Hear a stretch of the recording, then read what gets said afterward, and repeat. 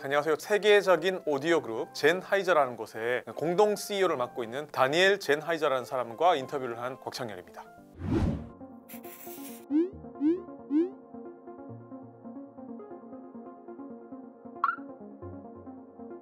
이 업체가 가장 중시한다는 게 규모의 경제, 이런 사이즈보다는 고객이 더 중시하다고 하는데, 그걸 가장 잘 파악할 수 있는 나라가 대한민국이라는 겁니다. 그러니까 그 이유가 한국은 각종 오디오 관련된 최상의 품질을 사람들이 찾고 있고, 방송 산업이나 OTT 같은 경우에도 그만큼 트렌드를 잘 따라가는 나라라고 하는데요. 그래서 최신 어떤 기술과 관련된 어떤 제품을 내놓으면 가장 빨리 트렌드를 파악할 수 있고 즉각적인 반응이 오는 곳이 이 대한민국이라는 거죠. 앞으로 자기네들이 어떻게 나가야 될지를 파악하기 위해서 한국을 찾은 겁니다. 이 하이엔드, 그러니까 최상급의 어떤 오디오를 추구하는 기업 여러 가지가 있는데요. 그 중에 하나가 젠하이저, 그 다음에 드비알레라는 곳이 있고요. 보스, 이런 곳이 이제 가장 최상급의 어떤 오디오를 만드는 곳입니다. 근데 이 가운데 젠하이저는 1945년에 만들어져서 가장 오래된 기업 중에 하나입니다. 전기공학자 출신의 프리츠 젠하이저라는 사람이 설립을 했고요. 현재 창업자의 두 손자가 경영을 하고 있는 상황입니다. 작년에 유행을 했던 오징어 게임 같은 경우에도 이 젠하이저가 만든 마이크로 만들어졌고요. 우리나라에서 현재 방영 중인 드라마의 한 70%, OTT나 웹드라마는 한 90% 이상이 젠하이저 마이크로 제작이 됐다고 합니다. 그 외에도 BTS나 블랙핑크나 아델 같은 가수들도 젠하이저 마이크로 녹음을 했다고 합니다. 그 정도로 오디오 관련 업계에서는 유명한 기업이라고 볼 수 있겠죠. 오디오 회사를 경영하니까 출장 같은 거 갈 때, 아니면 평소에 회사 갈 때 한 이어폰을 몇 개 정도 가지고 다니는지 물어보니까 한 4-5개 정도 가지고 다닌다고 합니다. 그래서 이제 보통 집에서 러닝을 할 때는 그 인이어 헤드폰을 쓰고요. 집에서 앉아서 차분하게 명상할 때는 그 HE1이라는 헤드폰을 쓴다고 하는데요. 이 헤드폰이 가격이 무려 6만 달러, 그러니까 한국 돈으로 약 7,300만 원 정도 합니다. 7,300만 원 하면 너무 비싸잖아요. 이야기를 들어보니 이 헤드폰은 인간의 감성을 가장 잘 드러내는 헤드폰이라고 합니다. 그러니까 이 사람의 기준에서는 그만큼 그 값을 한다는 거죠.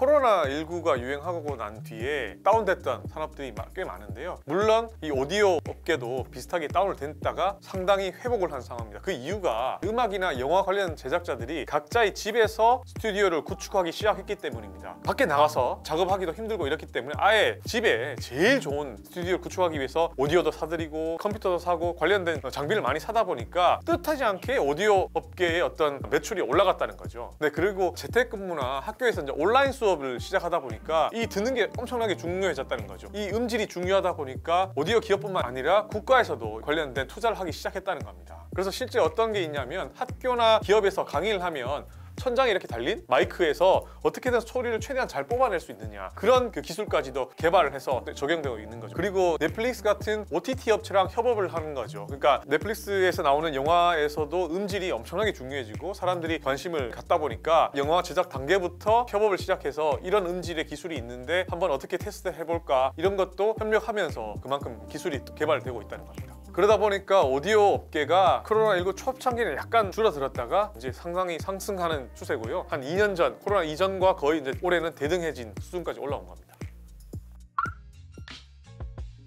원래 이 젠하이저가 3가지 부분의 어떤 사업을 하고 있는데요. 하나가 프로 오디오라고 소리를 전문적으로 제작하는 데 필요한 장비, 마이크 같은 거 있죠. 그 다음에 기업 의사소통이라고 해서 기업의 교육이나 회의 같은 데 쓰이는 장비, 그 다음에 우리가 제일 잘 아는 헤드폰, 그 다음에 이어폰 같은 게 소비자 오디오, 이렇게 크게 3가지의 사업이 있었는데요. 그 중에 소비자 오디오, 이어폰이나 헤드폰 같은 거를 떼서 다른 회사에 팔아버렸습니다. 상당히 이례적인 거죠. 이걸 왜 이렇게 했냐고 물어봤더니 정말 고심 끝에 내린 결론이라고 합니다. 그러니까 소비자 오디오를 제작을 할 수는 있겠지만 근데 그렇게 하다 보면 선택과 집중을 하기 어렵다는 겁니다. 그래서 소비자 오디오 부분을 스위스에 있는 음향기기 전문 업체인 토노바라는 곳에 매각을 했습니다.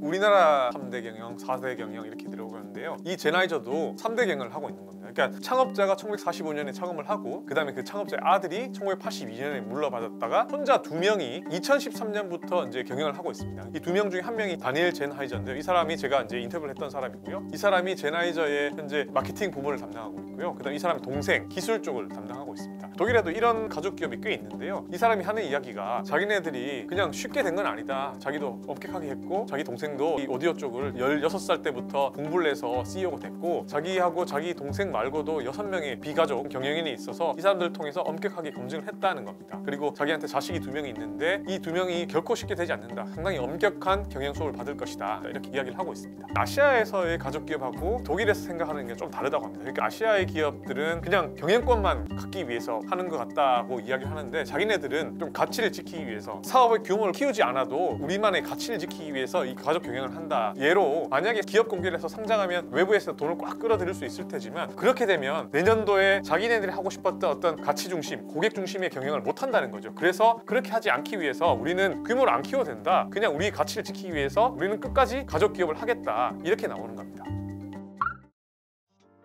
오디오 시장이 워낙 이제 규모도 크고 그 다음에 마니아층이 워낙 두텁기 때문에 제가 이제 기술적인 부분은 쉽게 말씀드리지 못하지만 제나이자라는 업체의 경영적인 부분은 기사가 있으니까 참고하시면 좋겠습니다.